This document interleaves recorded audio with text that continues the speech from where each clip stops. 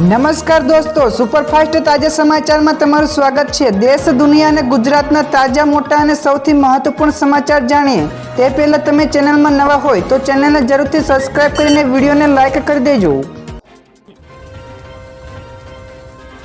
સૌથી પહેલા દોસ્તો આપણે વાત કરીએ તો પરેશ ગોસ્વામીની મોટી હવામાન આગાહી। જ્યાં દોસ્તો હવામાન શાસ્ત્રી પરેશ ગોસ્વામી દ્વારા રાજ્યમાં ભારે વરસાદની આગાહી કરવામાં આવી છે, જેમાં બંગાળની ખાડીમાં સર્જાયેલી સિસ્ટમ હાલ સાયક્લોનિક સર્ક્યુલેશનમાં સ્વરૂપમાં છે, જે મહારાષ્ટ્રના કાંઠા સુધી પહોંચતા મજબૂત બનશે, તો જેના કારણે રાજ્યમાં ભારે વરસાદ થશે। તો રાજ્યમાં દક્ષિણ ગુજરાત અને સૌરાષ્ટ્રમાં 10 ઇંચ કરતાં વધારે, તો ઉત્તર અને મધ્ય ગુજરાતમાં 6 ઇંચ કરતાં 6 ઇંચ સુધીનો વરસાદ થાય તેવી શક્યતા તેમણે દર્શાવી છે।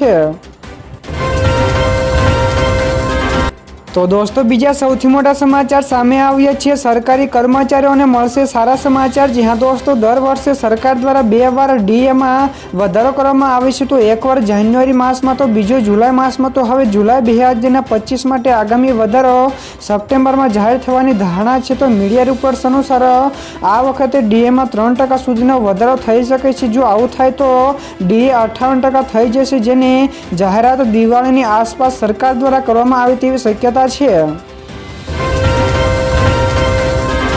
તો દોસ્તો ત્યાર પછી આગળ વધુ એક સૌથી મોટા સમાચાર મળ્યા છે। રાજ્યમાં સુધરશે રોડની હાલત, તો 822 કરોડ રૂપિયા મંજૂર થયા। જ્યાં દોસ્તો મુખ્યમંત્રી ભૂપેન્દ્ર પટેલે શહેરી વિકાસ વર્ષ 2025 અંતર્ગત 822 કરોડ રૂપિયાની વિકાસ પથ યોજના મંજૂર કરી છે। તો રાજ્યના શહેરોને જોડતા 91 માર્ગો કુલ 233 કિલોમીટર લંબાઈમાં તેમજ અદ્યતન બનાવાશે, જેમાં છે રસ્તાઓને પહોળા કરવા, સ્ટ્રીટ લાઇટો, ફૂટપાથ, ડ્રેઇન, નાના બસ સ્ટેશનો તેમજ રેલિંગ તેમજ સેફટી જેવા વિકાસ કાર્યો હાથ ધરાશે। તો ટ્રાફિક મુશ્કેલીઓમાં ઘટાડો, ઈંધણ બચત અને પર્યાવરણમાં સુધારા જેવા પણ ફાયદાઓ મળશે।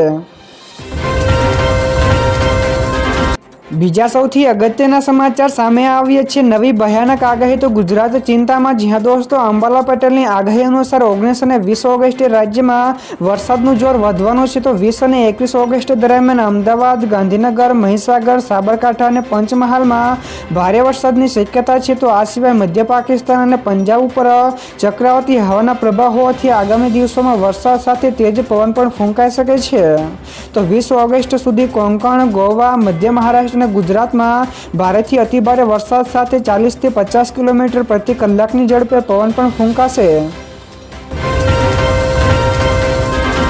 ત્યાર પછી દોસ્તો આગળ વધુ એક સૌથી અગત્યના સમાચાર મળ્યા છે। રેડ એલર્ટ, તો શાળાઓ અને કોલેજો બંધ। જ્યાં દોસ્તો મહારાષ્ટ્રમાં ભારે વરસાદ વરસી રહ્યો છે, જેના કારણે ઘણી જગ્યાએ પાણી પણ ભરાઈ ચૂક્યા છે અને ટ્રાફિક પણ જામ છે।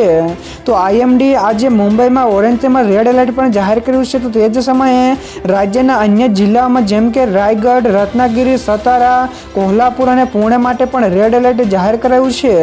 તો ભારે વરસાદની ચેતવણીઓ વચ્ચે શાળાઓ અને કોલેજો પણ બંધ રખાય છે। તો લોકોને ઘરમાં જ રહેવાની સલાહ પણ અપાય છે। તો ટ્રેનો અને ફ્લાઇટો પણ ડીલે થઈ છે।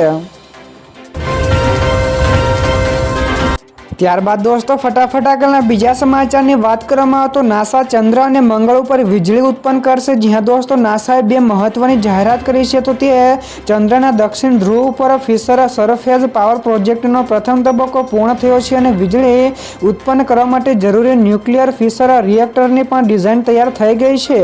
તો બીજી જાહેરાત અનુસાર મંગળ ઉપર પણ ખાસ પ્રકારનું ન્યુક્લિયર રિએક્ટર બનાવાશે। તો નાસા 2030ના અંત સુધીમાં ચંદ્રના દક્ષિણ ધ્રુવ ઉપર માનવ વસાહત માટે વીજળી પુરવઠા માટે લોન્ચ પેડ પણ તૈયાર કરવાની યોજના ધરાવે છે। તો દોસ્તો બીજા સૌથી મહત્વપૂર્ણ સમાચાર સામે આવ્યા છે। 2 લાખ રૂપિયા આપશે સરકાર। જ્યાં દોસ્તો સરકાર દ્વારા રાષ્ટ્રીય માનવ અધિકાર આયોગ શોર્ટ ફિલ્મ સ્પર્ધા 2025નું આયોજન કરવામાં આવ્યું છે। તો આ સ્પર્ધાનો ઉદ્દેશ્ય માનવ અધિકારોને પ્રોત્સાહન આપવા અને તેનું રક્ષણ કરવા માટે સિનેમેટિક અને રચનાત્મક પ્રયાસોને પ્રોત્સાહન આપવાનો છે। તો આ ફિલ્મ સ્પર્ધામાં પ્રથમ વિજેતાને 2 લાખ, દ્વિતીય વિજેતાને 1,50,000 અને તૃતીયને 1 લાખનું ઇનામ આપવામાં આવશે। તો દોસ્તો બીજા સૌથી મહત્વપૂર્ણ સમાચાર સામે આવ્યા છે। આઈએમડી દ્વારા ગુજરાતના માછીમારોને એલર્ટ કરાયા। જ્યાં દોસ્તો ગુજરાતમાં ચોમાસું વાવેતર 87% વધારે વિસ્તારોમાં પૂર્ણ થયું છે। તો કૃષિ વિભાગ અનુસાર સૌથી વધારે 20 લાખ હેક્ટરમાં મગફળી, 2.73 લાખ હેક્ટરમાં સોયાબીન અને 8.43 લાખ હેક્ટરમાં ડાંગરનું વાવેતર થયું છે। તો બીજી તરફ હવામાન વિભાગે એટલે કે આઈએમડીએ પણ માછીમારોને ચેતવણી આપી છે અને 18 થી લઈને 22 ઓગસ્ટ દરમિયાન દરિયો ન ખેડવા માટે જવાની પણ સૂચના આપી છે। તો આ દરમિયાન દરિયામાં પણ ઊંચા મોજા અને હવામાનમાં અસ્થિરતા પણ સર્જાઈ શકે છે।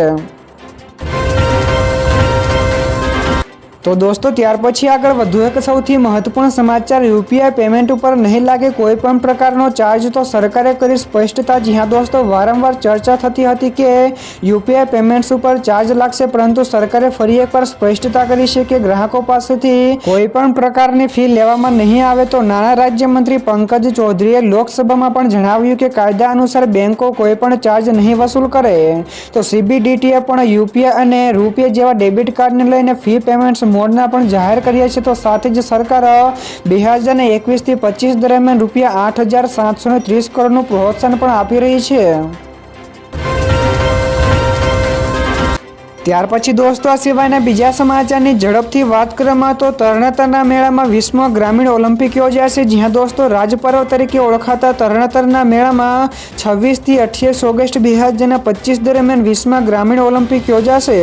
તો જેમાં દોડ, રિલે, ગોળા ફેંક, નાળિયેર ફેંક, સાતોડી, રસ્સા ખેંચ, વોલીબોલ, કુસ્તી, કબડ્ડી સહિતના વિવિધ રમતો પણ યોજાશે। તો એન્ટ્રી ફોર્મ મોકલવાની અંતિમ તારીખ 20 ઓગસ્ટ છે। તો આ ફોર્મ જિલ્લા રમત વિકાસ અધિકારીને મોકલવાનું રહેશે। તો યુવાનોને રમતગમત તરફ પ્રોત્સાહિત કરવા માટે આ કાર્યક્રમ યોજાય છે। તો દોસ્તો બીજા સૌથી મોટા સમાચાર સામે આવ્યા છે। મોટું કૌભાંડ, તો સબસિડીવાળા ખાતરોની કાળાબજારી। જ્યાં દોસ્તો રાજ્યમાં સબસિડીવાળા ખાતરોમાં મોટા ગોટાળા થઈ રહ્યા હોવાનો ખુલાસો થયો છે।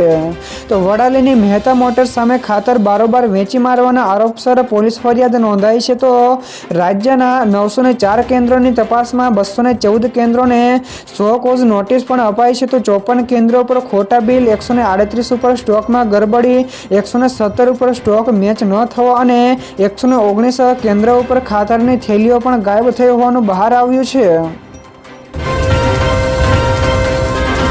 તો દોસ્તો ત્યાર પછી આગળ વધુ એક સૌથી મોટા સમાચાર, હવે રસોઈના બળેલા તેલથી પણ ઉડશે વિમાનો। જ્યાં દોસ્તો ઘરે કે હોટેલોમાં વપરાયા બાદ ફેંકી દેવાતા ખાદ્ય તેલમાંથી હવે ટકાઉ વિમાન ઇંધણ એટલે કે SAF બનશે।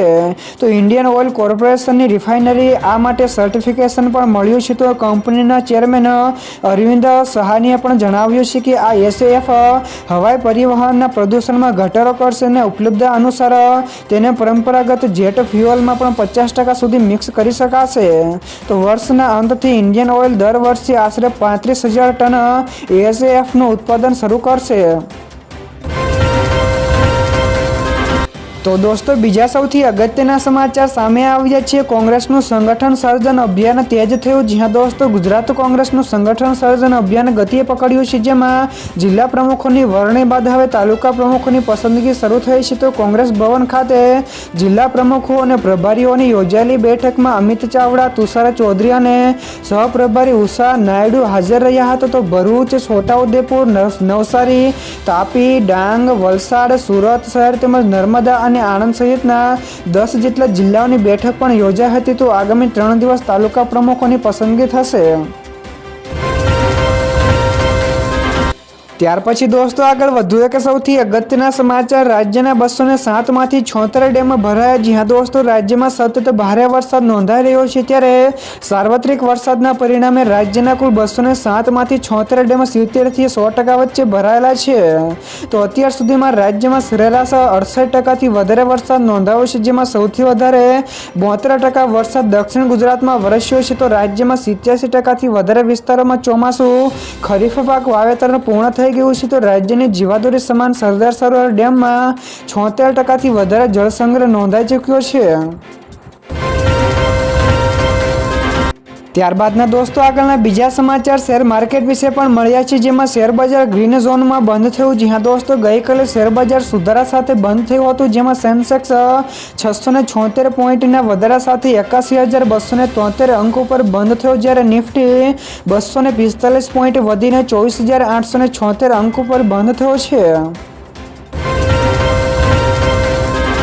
ત્યારબાદ દોસ્તો ફટાફટ આગળના બીજા સમાચારની વાત કરવામાં તો ટ્રમ્પે ફરી એકવાર ઝટકો આપ્યો. જી હા દોસ્તો, ટ્રમ્પ કઈ બાજુ યુ ટર્ન લેશે કોઈ જાણતું નથી. તો ઝેલેન્સ્કી અને ટ્રમ્પ વચ્ચેની ગઈકાલની મુલાકાત પહેલાં ટ્રમ્પે કહ્યું કે યુક્રેનને ફરીથી ક્રિમિયા ઉપર દાવો કરવાનું ભૂલી જવું જોઈએ. તો આ ઉપરાંત તેણે નાટોના સભ્ય બનવાનું પણ સ્વપ્ન ન જોવું જોઈએ.